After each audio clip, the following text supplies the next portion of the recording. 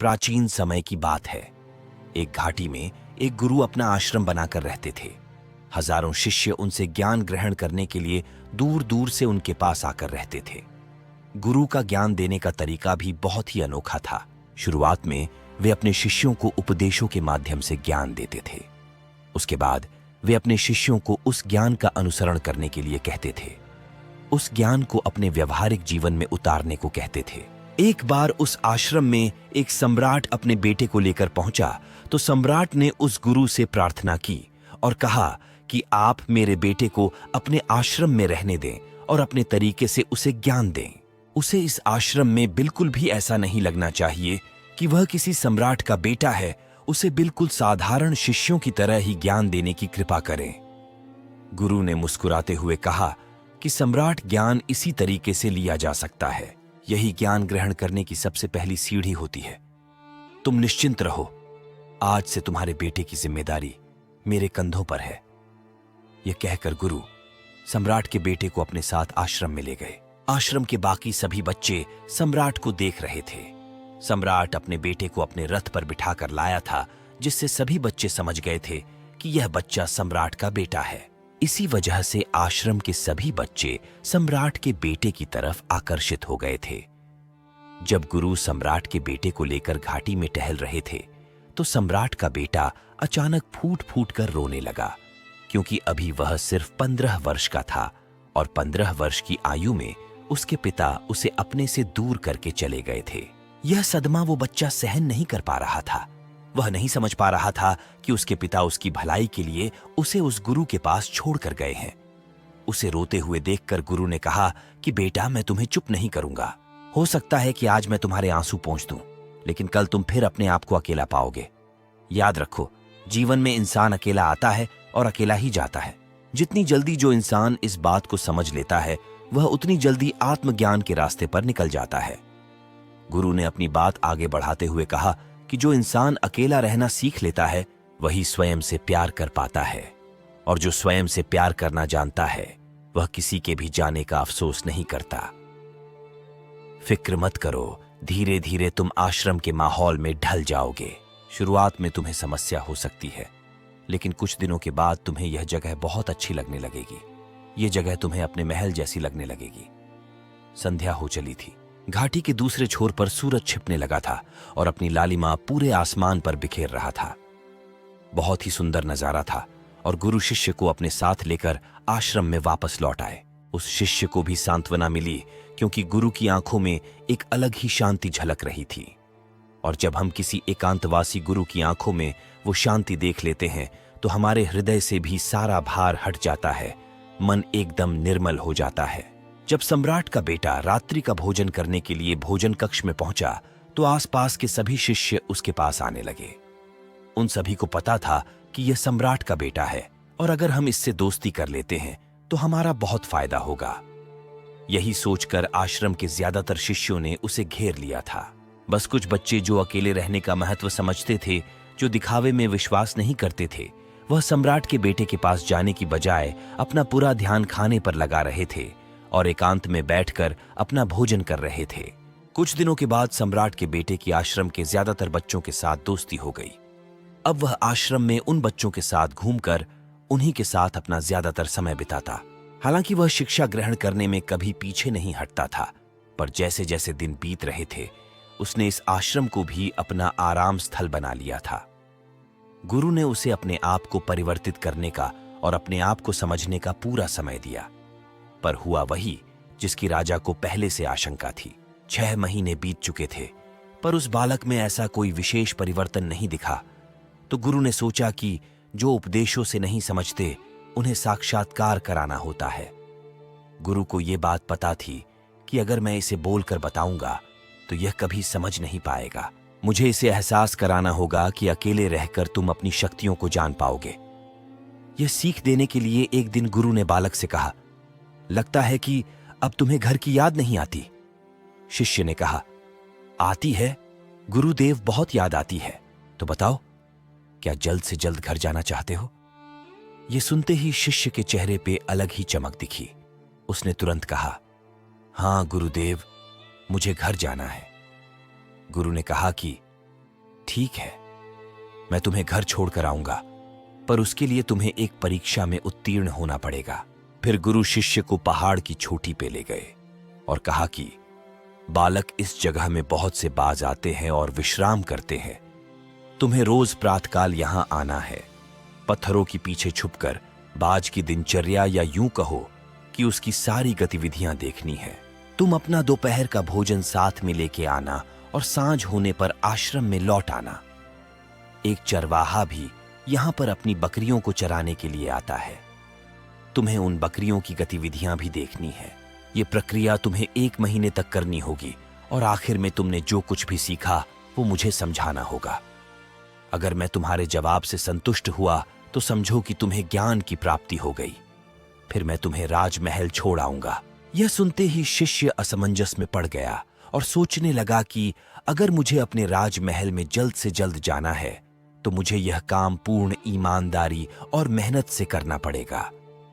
तो तभी गुरु ने पूछा, क्या सोच रहे हो बालक, क्या तुम यह कर पाओगे? शिष्य ने कहा, हाँ गुरुदेव, मैं आपकी परीक्षा में उत्तीर्ण होकर दिखाऊंगा। अगले दिन से शिष्य की परीक्षा शुरू हो गई। वह रोज उस पहाड़ की चोटी पे जाता और पूरा दिन वह बाज और बकरियों पे निगरानी रखता। शुरू में उसे बहुत दिलचस्पी हुई, पर धीरे धीरे वह परेशान होने लगा।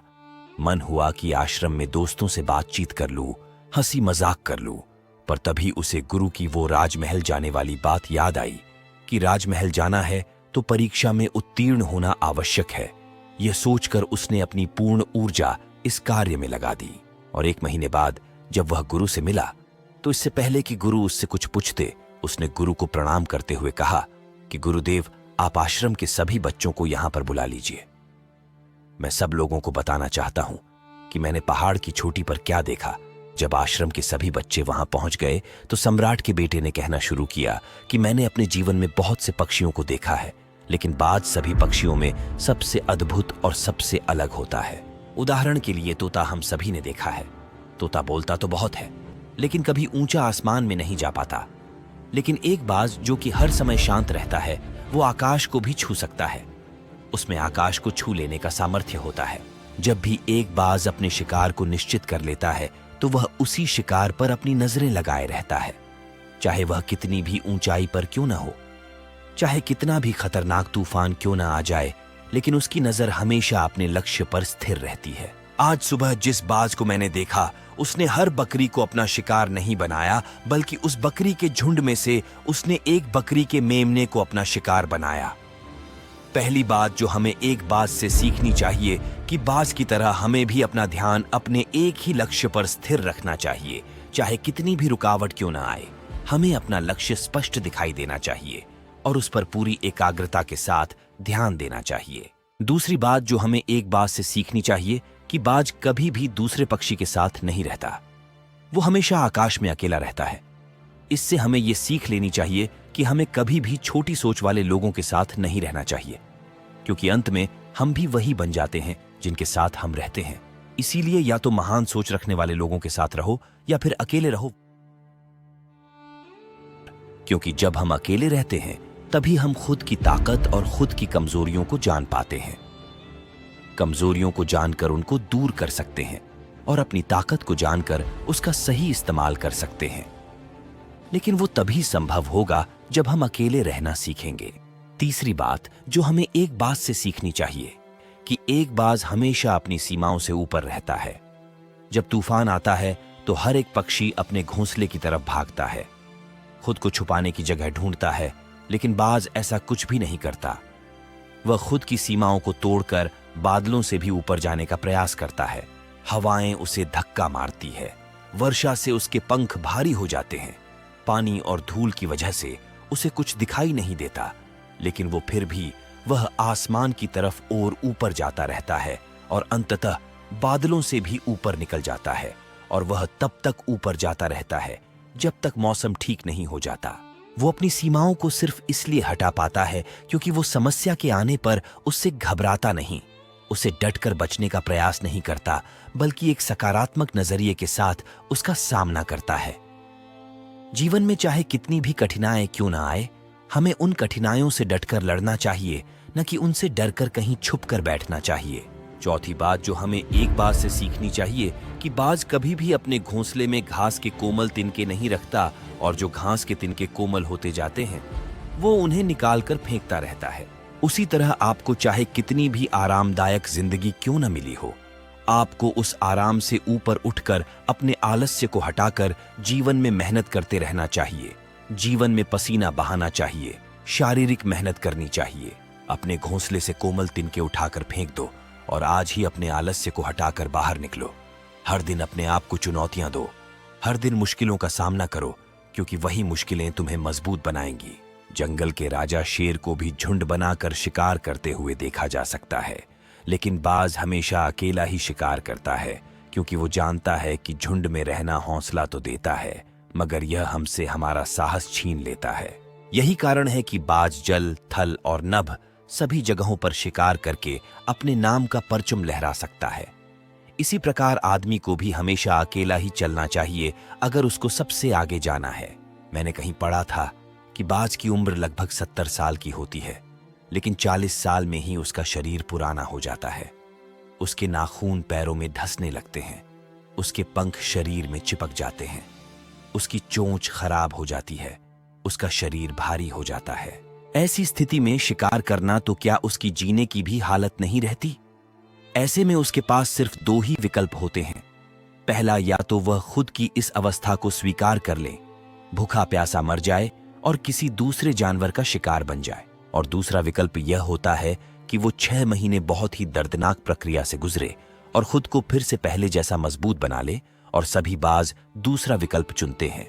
इसके लिए वो खुद को एक बहुत ही ऊंची चोटी पर ले जाता है, जहां वह पहले अपने सारे पंख खींच खींच कर निकालता है और फिर चट्टान पर पैर मार मार कर अपने पंजे तोड़ देता है तथा अपने मुंह से अपने पंख कुतर देता है।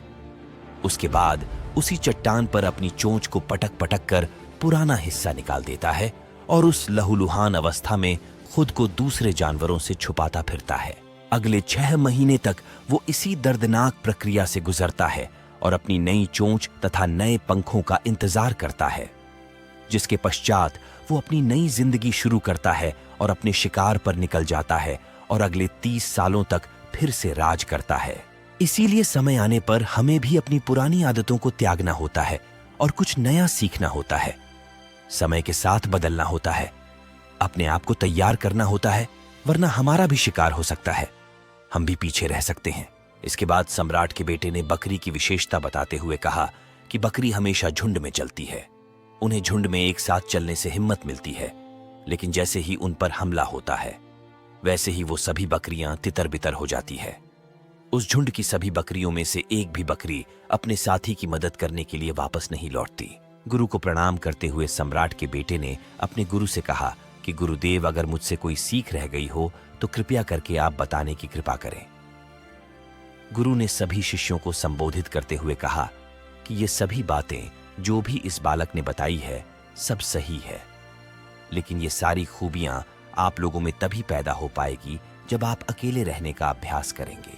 आपने देखा होगा कि बाज कभी भी किसी दूसरे पक्षी के साथ नहीं रहता और आसमान में अकेला रहता है, और अकेला रहने की वजह से वो अपनी ताकत और अपनी कमजोरियों को जान पाता है।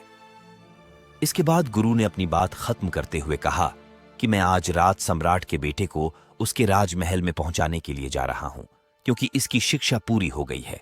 और ये कहकर गुरु सम्राट के बेटे को राजमहल की तरफ ले जाते हैं। तो दोस्तों, यदि आज की वीडियो आपको पसंद आई तो वीडियो को लाइक करके गुरु ज्ञानी चैनल को सब्सक्राइब करना न भूले और कमेंट बॉक्स में नमो बुद्धा जरूर लिखें।